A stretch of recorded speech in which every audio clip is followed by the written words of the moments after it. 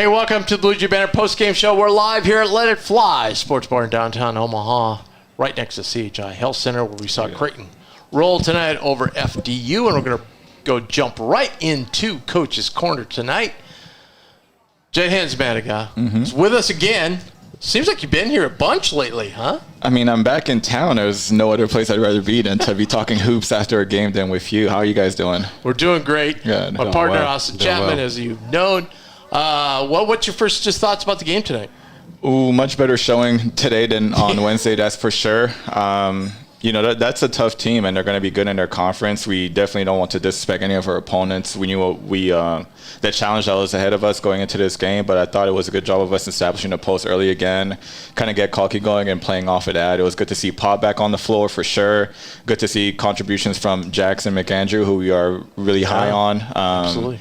All around a pretty good game. Obviously, nothing is perfect. We're going to watch the film. We're going to go back to the lab and see what we need to be better on. But I thought we had a pretty good showing today. So, when was it? The first game, Wednesday. Post game, Mac. We're going to have a spirited practice. I know what that means. So how spirited was Friday?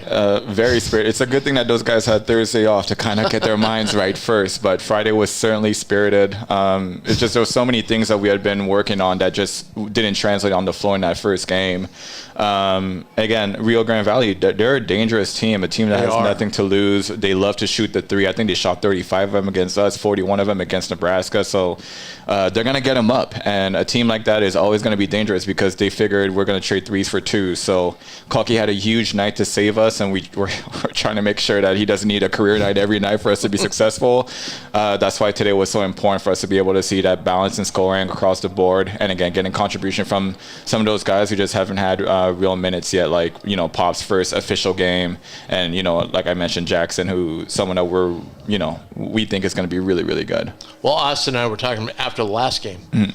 We knew that cone was going in the basket. Yeah. And you could tell the difference tonight. Yeah, in rebounding for sure. Kind of two different philosophies as well. Rio Grande Valley, they bank everything on offensive rebounds. Even their point guards go in there. Sometimes you look at some film and, five guys are below the free throw line attacking the offensive glass. I think FDU decided, Creighton's transition is something that we need to worry about. So they sent maybe just one or two guys at a time. So those numbers are also going to be a little bit more inflated on our side. It's one of those things that we're trying to figure out how good are we really as a rebounding team. So we got to keep drilling the boys until they kind of understand you got to go find a body, because there are going to be some teams like Grand Valley that's going to want to send a bunch of guys to the glass. And if they punish us, that'll be, our fault as coaches for not stressing that, and we need to get that figured out right now. What were other points of emphasis in the spirited practice? Defensively, our communication was just sorely lacking in that first game. I thought we had a much better showing tonight. Again, different actions lends to our ability to be able to communicate early and often. But, in that Rio Grande Valley game, we just didn't have enough of that. It just wasn't enough urgency, wasn't enough, following scouting report. Again, they shot a bunch of threes. We were trying to run them off the line. A team that you're trying to run off the line, them being able to hoist up 35 of them, that means you're just not following the guidelines of what we put down. So much better showing again from that aspect tonight. We knew that they're a team that likes to get into double gaps and try to go downhill. I thought we did a good job of jumping to gaps. I'm sure Austin remembers all the drills that we used to do to make sure to show body, jump to it. That's right. Jump to it. But I thought we did a good job showing bodies and getting out to shooters. I thought 20 made a couple of tough ones, but aside from that, like the threes that they shot were challenged and over top of our hands. Absolutely.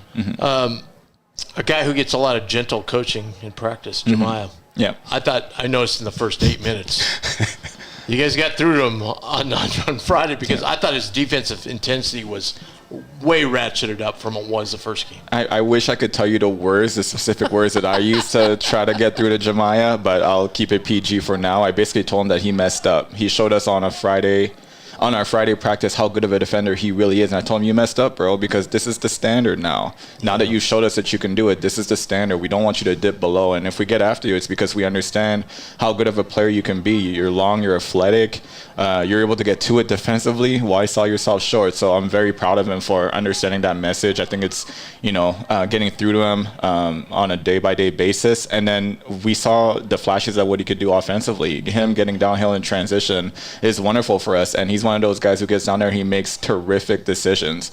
Sometimes they're not as fundamental as we would like, as far as, landing on two, make sure you have your pivot foot and things of that nature.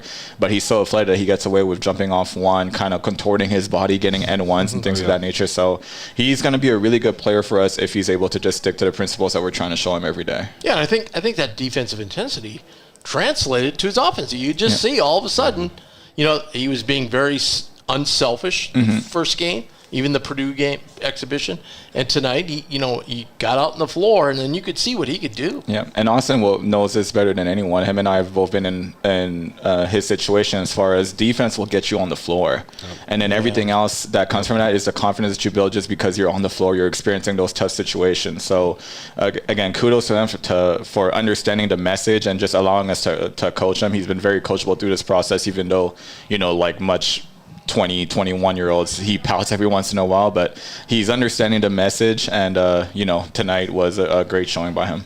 He's pretty loose, though. Yeah, you know what I mean? Of course, I tell people, Mac was laying into him, and he walks over by me in practice one day, and goes, "Hey, how's it going?" Yeah, he's one of those guys who he never really allows the moment to affect him in a negative way. He's super upbeat and spirited. Him and I have built a pretty good relationship because I see a lot of similarities from how I was to how he is now.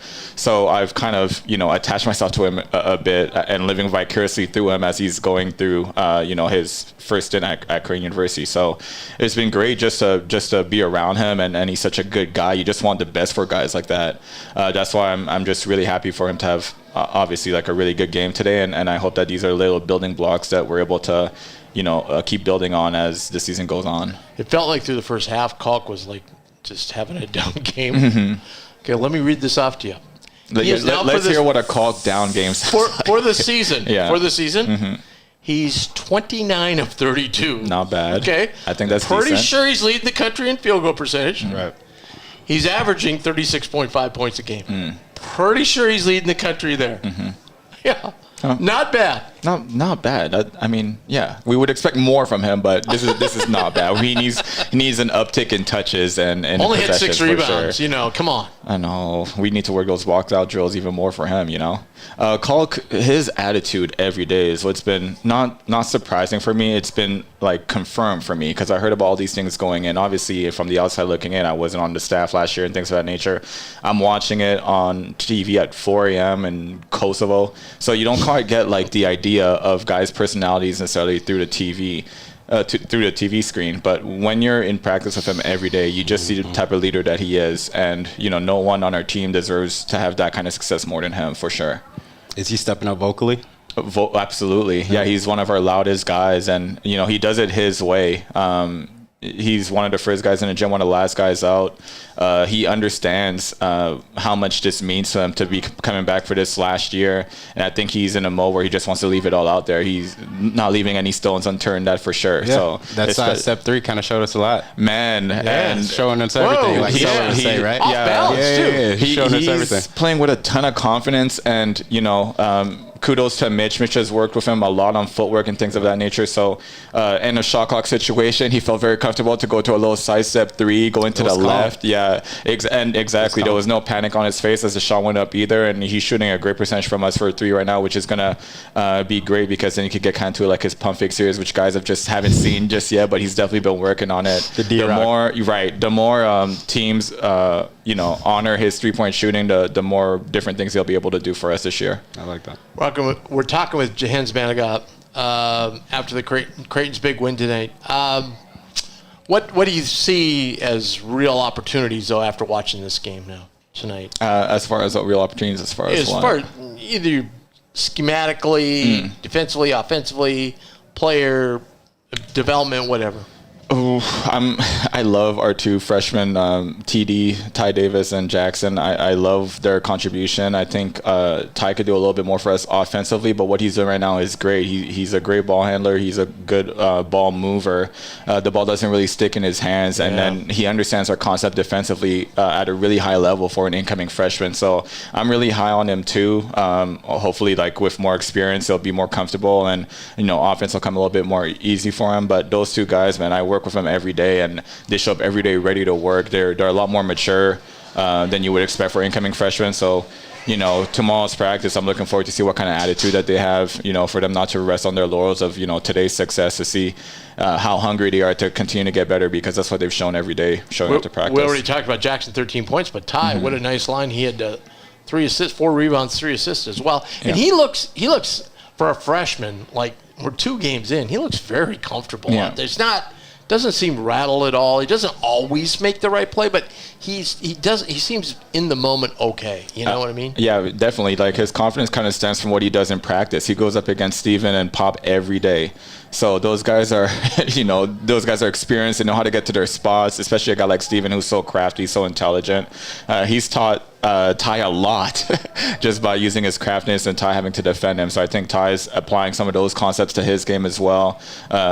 He's, like I said, he's a really good ball handler. He knows how to get downhill and make good decisions getting into the paint. One of those guys who, when he stops on 2 feet, makes great decisions. So, and then he also understands his role for the team right now. He knows that, again, like we talked about, playing defense will keep you on the floor, and then everything else kind of stems from your ability to stop a guy. And he's one of those guys who's tough. He's really tough. He'll get hit. He'll bounce right back up. I think we saw it today when 2 from FDU went down and landed on his back pretty hard. Right on the other side, Ty drew a foul, and he landed on his shoulder pretty hard and bumped right back up. So you love to see that from a guy that's certainly not afraid of the moment, not afraid of contact, and he's always going to try to get to it. What do you think the biggest area of improvement with this team is right now? Still, I think it's still defensively, and again, I mentioned we're not quite sure how good of a rebounding team we really are. But all of that stems from good defense. If you're able to get good shot challenges and get teams to shoot the shots that we want them to shoot, not the ones that they're schematically drawing up to shoot. And I think we'll be just fine, because that also helps us where we're supposed to be defensively. We still need to learn how to go ahead and crack a body before bouncing back to get defensive rebounds. And then, this team could be so good in transition with the weapons that we have. Pop is, quick as all hell. Jemiah is quick as all hell. Those guys. Steven is doing a really good job of getting outlets and looking up the court and pitching it to them in transition. So I feel like we get a little bit more of that into our game. But again, when the big fellas got it rolling like he did early in this game and against Rio Grande Valley, you got to feed the beast. So there's a lot of different ways that we could be successful this year. We just got to understand that with all these weapons, how are we going to utilize all these weapons that we have? I think that's a big question, going forward here in these first few games is we were so used last year, Baylor coming in and just swooping in and getting, after everybody's boxing out, Baylor swoops in and gets a rebound. Now, I thought the team did a better job of that. Somebody came in, Ashworth, predominantly of what I saw, coming in, getting that loose ball rebound, and after everybody else boxed out. But I thought the box out were better tonight than the first night. I thought the defense was better. I thought overall we just couldn't. The first 10 minutes really didn't knock down any threes. Really, we had that one where. Reverse of the first game, we got the 5 possessions in a row where we couldn't make a shot, Sometimes it is like, I'm happy that you recognize that about Steven, because that is one of the things that he talked to me when I first got on staff, was he understood that Baylor's loss was going to be a significant one, because he led the Big East in rebounding, and especially in defensive rebounding. So understanding that we lost such a key piece, he made an effort to go back and get the ball, especially after boxing out a point guard who's not really crashing, to come back and help everybody else out. And I think everyone else has kind of fed off of that. Pop is doing it more. TD is definitely doing it more than he was when he first got on campus. So it's one of those things that could be contagious as a team if we can understand the importance of that and being able to limit second opportunities for other teams. It's another thing that's going to allow us to be really successful. Okay, most of you know that these 2 guys starred in one of the greatest eras of Creighton basketball, one of the greatest, 2-3 years. So I would love to hear some stories here. Oh, wow. Like we already talked about how, Okay. You made him with the 3-pointers, feeding him the ball. He already mentioned that earlier, I was trying to get my agent to have Austin sign wherever I signed so that my money could go up. But we never quite got that figured out at the pro level, unfortunately. But Austin was one of those guys who his selfless attitude really fit into our team. And he was an instrumental part to what we did those last 3 years when you came in as a freshman, sophomore, junior, before we left him hanging. Unfortunately, I'm sorry, Austin. That's all right. But like from day one, we knew that we could trust him, and that's very difficult as an incoming freshman, because I know as an incoming freshman, I was not to be trusted. Not for the first 13 or so. You were games. really good on layups. My lord, I'm still struggling with that to this day. as I'm showing the drills, it's not only Northern Iowa. I'm pretty sure junior year. That was the best one. No, I know. I'm pretty sure. Doug and everybody's running down the floor. We're in a 1-point game in the conference tournament. Yeah. Everybody's running down the floor laughing. They're laughing. Yeah. They're just like, oh my God, he missed another one. Right. And they're like, no worries, we got this. Got the stop to advance, so that's what's most important for sure. And I'm pretty sure I made SportsCenter not top 10 in my junior year because I missed an open one against Drake. Like, it's just, I don't know. However, let me help you out here. Let's hear it. Wichita State, last game we ever played in the Valley. Oh, yeah. That was a pretty big layup you made. Yeah. I remember that one. In a tie game. Yeah. Oh, yeah. That was pretty big. Building blocks, gentlemen. You must fail before you succeed. Rome was not built in a day. Add another one of those quotes in. Fair. But a guy like Austin, he's just so trustworthy since that first day. And, we built great camaraderie. He became one of my best friends on and off the floor for sure. And to this day, we have a great relationship. So I'm just thankful that Mac found a guy like him from the Colony, Texas, to add to the spice that we already had cooking in the locker room for sure. Yeah, that was a lot. Austin, volley back to you now. Yeah, I mean, scored 2,500 points in high school, so I didn't really come here to pass the ball, but just got around a good group of guys, and you walked in and go, we got a guy that's scoring 3,000. Yeah, so it was like it worked, and he also scored some, won some high school championships, so it was like might as well pass him the ball a little bit. Right.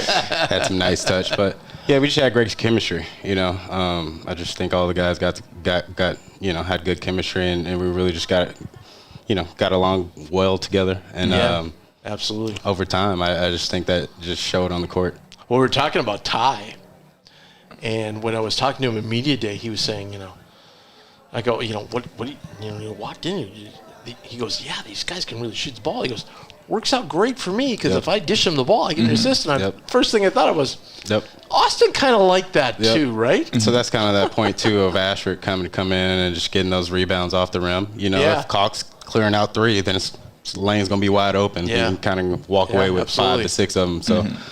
I'm kind of looking forward to see what he does too, and reaching the triple-double here soon. You think Steve-O's going to have a chance? For him right now, wow. So put it out there for him. So, look, I think that could happen. I wouldn't be shocked because the right game, you end up finding 10 of them. Yep. We know how well he could dish the ball too, and again, we got shooters all around him for sure. So any given game, you're right, Austin, but triple-doubles are hard to come by. I will say that. They're hard, but it's easier, like you're saying, when that point guard's usually leaking out, and he's kind of that one just kind of wrapping back and just kind of grabbing those loose ones, and you end up with 6, 7, 8, right? Yeah. And then now you're kind of reaching for those next two. So I think it's going to happen. A few lobs to Kalk. Those are easy assists, right? Those are as easy as they come. Because the guy is 29 for 32. Okay, yeah. So you'd be hard-pressed to find that guy if you want to get your assist up. That's tough to pass. So what's the motive? Obviously it's improvement, but, you got game Wednesday and then game Saturday, and then obviously then things start cranking up, right? Right. So, I mean, the guys are almost like finally seeing that light at the end of the tunnel with the fall practice. Now you're going through this stage. Now they want to see that light at the end of the tunnel on November 22nd. What's the motivation to how do you guys keep them motivated to bring their best every night? We don't have to do much as a coaching staff because there's guys who are really mature in that locker room. We mentioned Steve-O, we mentioned Kalk. Those guys understand this is our last go around. I remember as a player feeling that like every game felt so important and we didn't want to cut any corners. I thought we did a pretty good job of that during my senior year. I'm seeing a lot of that in these guys on this team right now. They're approaching practice with a lot of maturity, understanding that they need to be coached up. Every once in a while, like I said, we forget that these are young men who are still going through whatever they're going through. So every once in a while there are lapses, but it's our job to rein them in and try to get them to understand how every moment is precious. I thought for the most part they've done a pretty good job of that. Mac had a spirited speech for them after that first game, and since then they've been all ears. So that's a great sign for us. And again, every day is really important. I think right now for short-term motivation is that these guys are looking for their next day off here next Sunday, I believe it is. They haven't had a day off here in a little bit. So They have to just keep grinding through this first part, and it's going to prepare them for, that gauntlet of games that we've got coming up here, starting with that Nebraska game. And then obviously Thanksgiving is we all know how important that'll be for us as a program to really see where we stand as far as nationally, who we could go up against. So it's a good year to be a Creighton Bluejay fan for sure. There's going to be some exciting games. There's going to be a lot of games that are going to test us, especially early. And all of that is going to be host for us to be able to do what we're supposed to do in the Big East conference games, Big East tournament, and obviously our major goal at the for the NCAA tournament. But again, it's one step at a time. As cliche as that sounds, like that's a big picture stuff, but you can never get there unless you take care of the little things first, and that's what we're supposed to do. I think I added it up. You play number 1. Play number 2. You play 2 games against number 3. You had a scrimmage against number 6. You had an exhibition game against number 15. You're going to play number 13, and you're going to have 2 games against number 18. That's 9 against the top 18. That's a brutal. If that doesn't prepare you, I don't know what does. Right. And, I think as far as we've shifted from being a Valley program to being a Big East program and being a really good Big East program too, to getting Sweet 16s and Elite 8s and things like that. So I think as a fan base, as a culture, we just need to understand that, hey, these things are going to happen. We're going to have to start facing the best of the best competition in order for us to, be sharpened for when the time is supposed to come for us to play, the best competition. So, iron sharpens iron. That old saying, that old adage still lives on. If we want to be where we want to be as a program, we can't be afraid to face these types of teams, especially in non-conference slate. So I'm happy that, we are starting to, see it through that lens. Hopefully in these next coming years, we're able to have more games like that where we could really see where we stack up from a national standpoint. And again, take care of the small things first, and the bigger things will take care of themselves. Remember how excited we were to play Northwestern at one time? Man, that was like Iowa. No disrespect to Northwestern, but those were our oh my word, this is unreal. I will say this: being in the Big East now, it's easier to get games like that. Obviously, I think being a really good team, the best team in the Valley, if I do say so myself, I think some of the bigger, Power 5 schools didn't want to play us. Absolutely not. That's a bad look on them, and it's a great look for us. So it's kind of a lose situation, which is why Thanksgiving tournaments and other opportunities like that was really big for us when we were in the Valley. Now that we're in the Big East, these are early games. Again, we don't want to disrespect our opponent by any stretch of the imagination, but we also understand that on the back end of the season, basically starting from the Nebraska game, there are literally no slouches on that on that agenda. There is no easy game in the Big East. I don't care what the team's record is. If you're on the road in the Big East, something might happen, so you have to take care of business for sure. And again, in non-conference helps us prepare for what we're really striving for, which is obviously trying to get a regular season championship, trying to get a Big East tournament championship, and everything that may, go on for the NCAA tournament. All right, last question. Who's the funniest guy on the coaching staff? Oh, I would say DK for sure. DK every day. Yeah, DK every day. He just shows up, and he's got a bundle of energy that you wouldn't expect. But he's funny. He cracked jokes at anyone's expense. No one is off limits. No situation is off limits. And that's kind of what I love about him, is he's able to keep things light, but also when it's time to work, he's one of those guys who is very serious about business. So he's got that switch as soon as those, the clock starts for practice time, he's got that switch of this is serious business now. And then as soon as it goes to triple zeros, he's back to, laughing, joking and everything like that. So he's one of my guys for sure. I'm old enough to remember watching him play at UMass, right? When Calipari was there. And like last year just struck me God, I watched this guy play national games with Calipari on the sideline. I'm old enough to remember him yelling at Derrick Rose in Memphis.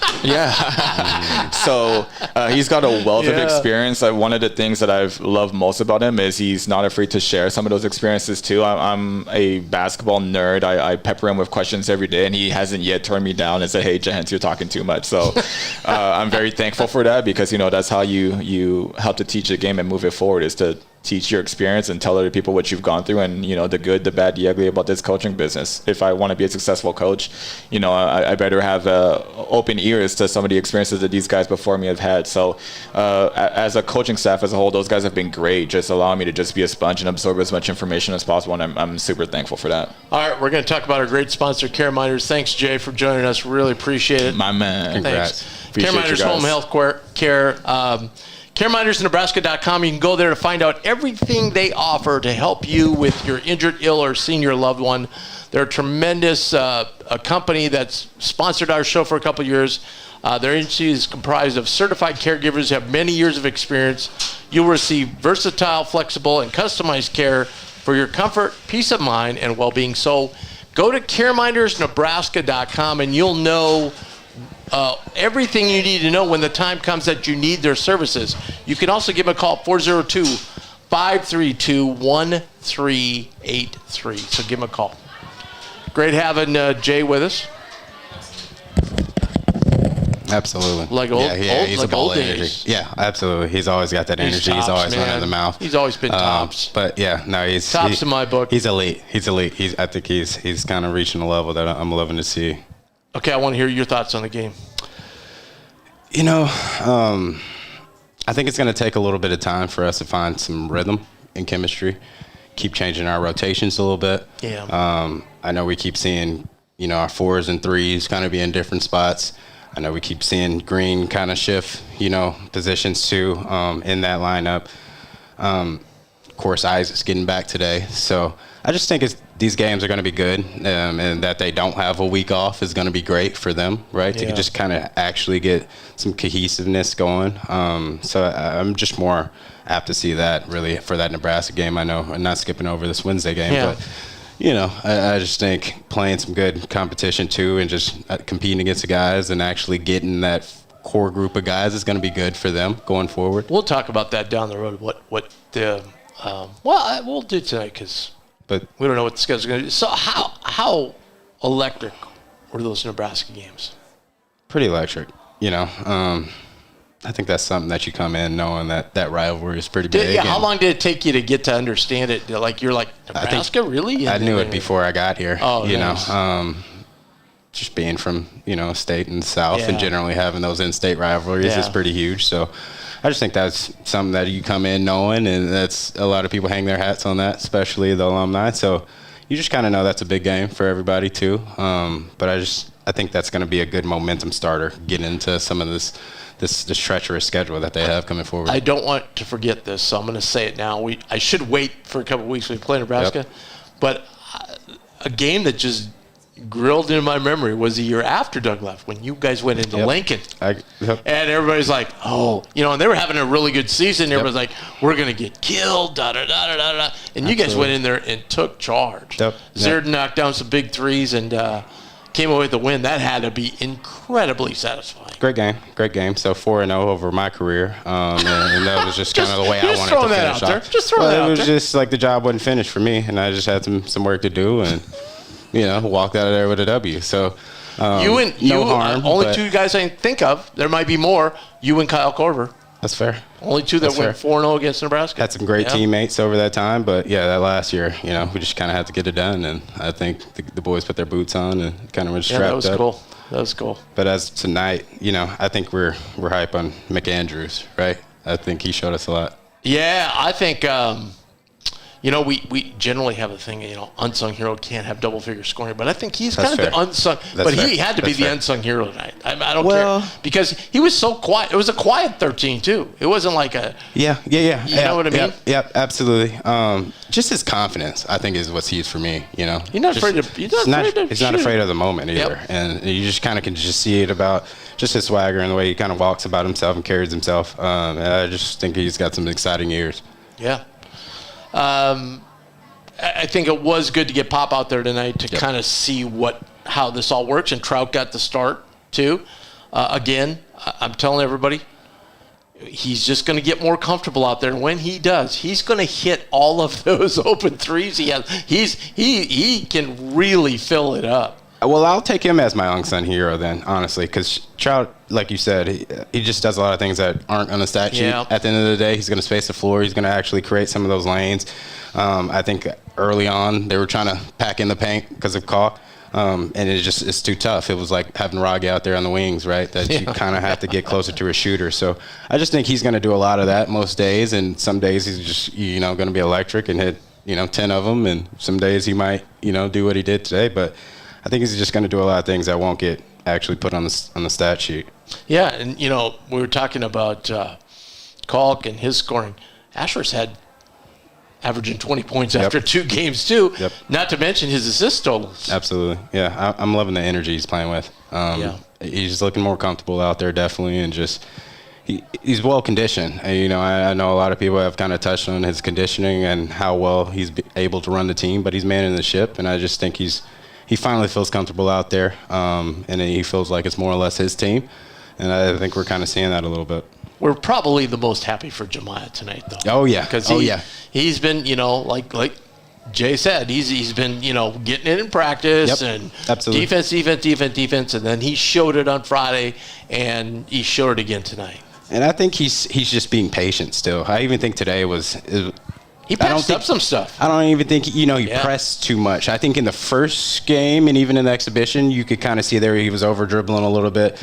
But today, it just kind of he let the game come to him and really was still patient. And I think there's going to be some games that we're like, oh, I didn't expect that, Yeah. And I think as this chemistry goes, I think we'll see that from a lot of different guys. Pop, Ashford might go off for a few big ones. And I'm just kind of excited because I think we got a few guys that any night can kind of be their night, I think so too. And we haven't seen really anything from Mason and Jason yet, and they're going to come. Trust me. They've got enough experience that they're going to do it too. Absolutely. So that just adds it. Fred didn't have a particularly great game tonight. He's a guy that's capable of coming in and filling in for Kalk too. So there's a lot of untapped things with this team so far. Absolutely. I mean, to Fred's point, though, when the guy never fouls out of a game, it's kind of tough but and he's scored 49 points. It's like you're probably not going to get a lot of runs. That's tough. And as the schedule gets a little more hectic, that's going to be tough. Yeah. But to your point, Mason and Jason, I think we're kind of looking to see a little more for them. Which, like I said, I think that's coming in just some chemistry things, getting rotations figured out, getting used to playing in different roles, and I think they will shine. And it's going to be some matchup things too, right? Because I think Mac was kind of doing some things tonight that just worked on matchups that it was like, okay, you can guard the 3, you can guard Mason's even been the 2, and then strictly a 4 since he's been here. Now he's asked to be the 3. Some with Jason too, so it's new to them to get used to. And now switching, at this point too, you could switch 1 through 4. So it's like. They're asking to do some different roles, but I think come February, we're going to be pretty excited for this. Before we get to our worst call of the night, which Austin has nailed, it's not your traditional worst call of the night. We're going to talk about Discount Window and Door of Omaha. If you need windows and doors, they're the place to go to. Just a tremendous company, Omaha-owned, family-owned as well. And when it comes to enhancing your home's beauty, comfort, and energy efficiency, and I can speak to that, trust the expertise of the best window company in Omaha. That's Omaha Window and Door. And, recently I had windows put in from Discount Window and Door from Omaha. And you can see the difference left before or after, how great that looks with the white trim. These guys came in, unbelievable service, unbelievable the way they did it, how quickly they did it, how thorough they were with the detail. They had a guy come out later to touch up any kind of paint issues we had on the trim on the inside of the house. They were fantastic. So give them a call, 402-884-8989. That's Discount Window and Door, and tell them that you heard it here on Bluejay Banter. Okay, now you said an unsung hero. You've got it. You said tonight. Oh, the worst call. I'm sorry, worst call tonight. Worst call wasn't an official call, so it was more a player perspective. When Terrence Brown decided to split the lane and then go up and try to get on the rim a little bit. Just a bad business decision in my part. He'd kind of been playing the whole game. I think we see he played 30 minutes, and he just didn't have legs with him. He had a great game. But I was surprised to see him bounce back up, and then 2 plays down the floor, it was enough to finish a pretty tough bucket. But, leading scorer for him. Yeah, I would say that was more or less a worse call from the full perspective of the game. Well, yeah, and along that point,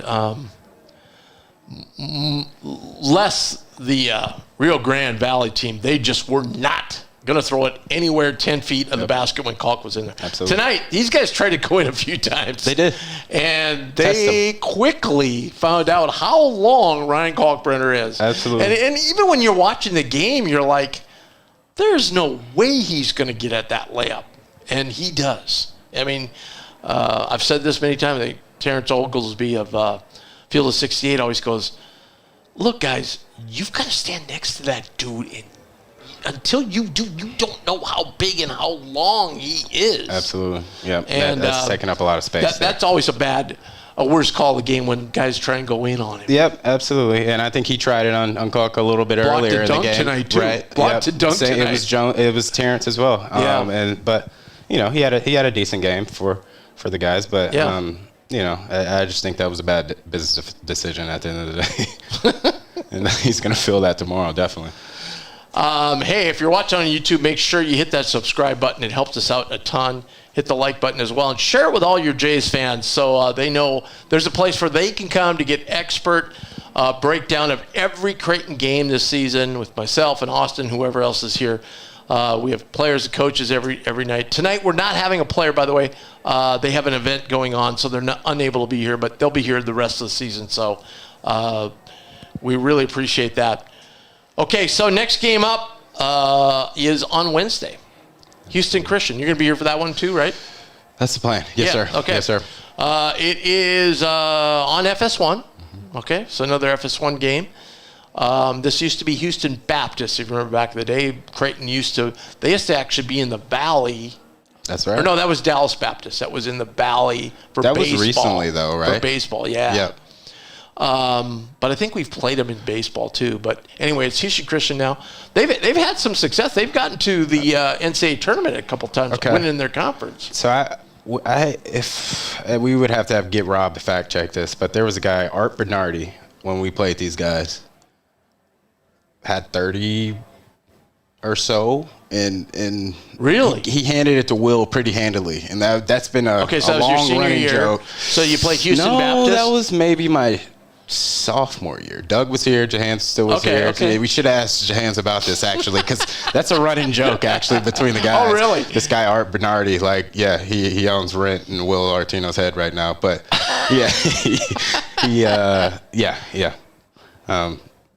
great team. But hopefully we do what we're supposed to, and we just kind of see some of these other guys. I think that was good tonight. Because we have Houston Christian, and then next Saturday, we've got Kansas City, UMKC, a lot of you know, but they go by Kansas City now, just like Omaha goes by Omaha, not UNO. But they are predicted to win their league this year. So they are they're not anything to look past at all. So the competition's ratcheting up here as we get these first four out of the way, and then we hit Nebraska, and then obviously into Vegas for all those games. So we want to thank everybody for watching on YouTube. Really appreciate it. By the way, tell your friends too, if they miss this, they can get us on all the podcasting services all across the country, Spotify, everything. So check it out. Check us out there. I want to thank you. There'll be no Bluejay Banter tomorrow, but we will be back with you on Wednesday night after the Creighton game. So we'll see you then, and make sure and come down here to let it fly before the game. Thanks.